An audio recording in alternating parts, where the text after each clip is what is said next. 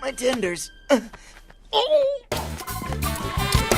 Catnip. That's no mine. Hold on, Madagascar, you huge. Who's your friend? Or is that your butt?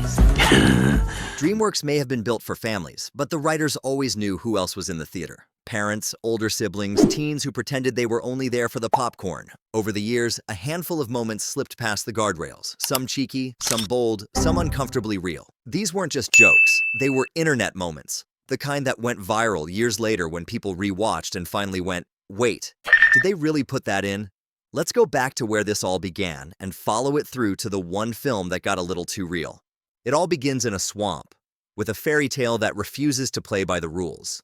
Shrek isn't your charming prince. He's a grumpy ogre who just wants to be left alone. But the moment he and Donkey reach Lord Farquaad's castle, DreamWorks shows what kind of movie this really is. They look up at the massive tower stretching into the clouds. Donkey's amazed. Shrek squints, takes a second, and smirks. Do you think he's compensating for something? Kids laughed because the tower looked ridiculous. Adults laughed because they instantly knew what that line meant.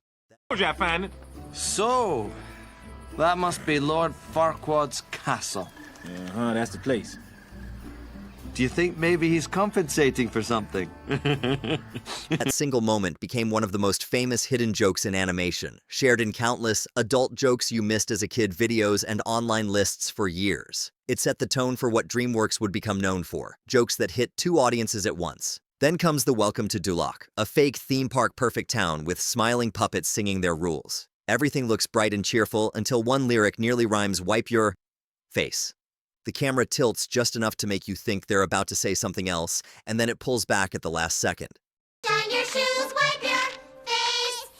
It's a quick, clever wink that parents caught instantly. But the scene that really shocked everyone came later. Lord Farquaad, alone in bed, drink in hand, asks the magic mirror to show him Princess Fiona. The image appears. The blanket slowly rises. Then he pulls it back up fast, pretending nothing happened. No dialogue, just implication. When that clip resurfaced online years later, Mirror, mirror, show her to me. Show me the princess.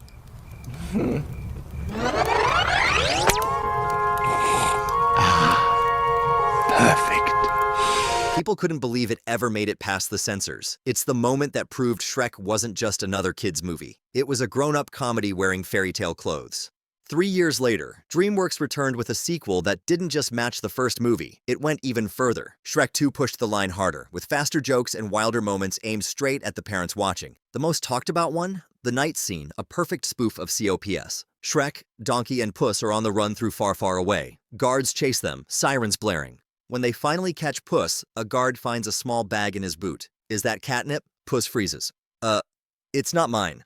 A full drug joke hidden in a fairy tale chase scene. It was so clear the MPAA actually added brief substance reference to the film's rating. Catnip. That's no mine. Hold on, Then comes Pinocchio's big lie. He swears he isn't wearing ladies' underwear, while his nose keeps growing. That gag went viral years later when people realized how much the joke was not for kids. Like I'm wearing ladies' underwear. I'm wearing ladies' underwear. Are you? I most certainly am not. It looks like you most certainly am all. I am not. What kind? It's a thong. Ow! They're briefs. Oh no! Playful, bold, and just over the edge, Shrek 2 didn't hide its adult jokes. It showed them off with a wink. On paper, Madagascar looks simple, talking zoo animals and bright comedy. But hidden in all that chaos is one of DreamWorks' cleverest adult jokes. During a meltdown, Gloria slips, arms flailing, and shouts in slow motion, "Sugar, honey, iced, tea." Kids think it's nonsense. Adults spell the first letters and realize the joke spells a 4-letter word. It's sneaky, funny, and somehow still made it into a PG movie. Oh, sugar, honey, iced tea. Martin! Hey! Hold up! I'm gonna kill you! Hold up! Whoa! Years later, that moment went viral again as people finally caught it, earning a full breakdown on meme sites. Then came the sequel and Moto Moto, smooth, flirty, and clearly not meant for kids. He slides up to Gloria, eyes half closed, and says, "Girl, you huge." With something, they like my sound. They think I'm funky. Goodness, girl, you huge. DreamWorks learned that when your characters are animals, you can get away with a lot more. Poe's journey is all about destiny and discipline, until one moment knocks him flat. During training, he takes a brutal hit, tumbles across the floor, and groans, "Ooh, my tenders." Kids laugh because falling is funny. Adults laugh because they know exactly how that feels. My tenders. It's a quick, cheeky reminder that even a chosen hero isn't safe from a well-placed accident. DreamWorks nailed the balance, mixing kung fu wisdom with slapstick pain, turning a simple gag into a universal laugh. 2 years later came Megamind, a villain story with a rom-com twist. He storms into rooms bragging about his big presentation, then fumbles it completely. It's loud for kids, but painfully relatable for adults who've embarrassed themselves trying too hard. And whenever he flirts with Roxanne, the banter turns sly, full of quick innuendos that fly right over kids' heads but make adults grin. Feeling all right, just not a super one. Yeah? What's the difference? Presentation!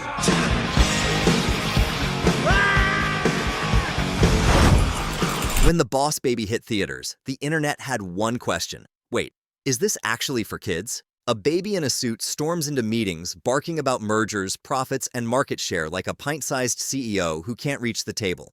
It's corporate satire hiding in a crib. Even the family drama plays like office politics. Tim's fighting for attention while the new hire steals his space. Every tantrum feels like a workplace argument, just with more pacifiers. The memes came fast, screenshots with captions like Monday morning meetings and new manager energy. It's not really about diapers or bottles, it's about control.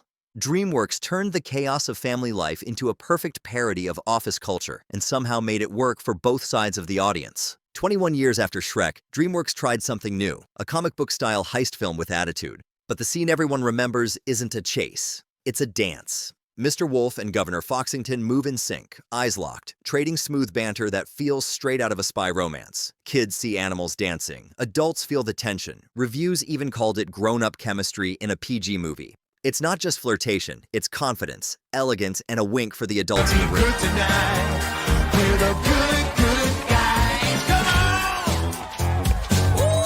I see. You lost the sheep's clothing. Yeah, figured it was time I got comfortable amount. And then came the curveball. The other big DreamWorks movie of the year didn't go viral because it was funny. It went viral because it was real. Halfway through his journey, Puss faces something he's never fought before. Not a monster, not a curse. Fear. In the middle of the forest, his chest tightens. The sound fades. His vision blurs. For the first time, the fearless legend can't catch his breath.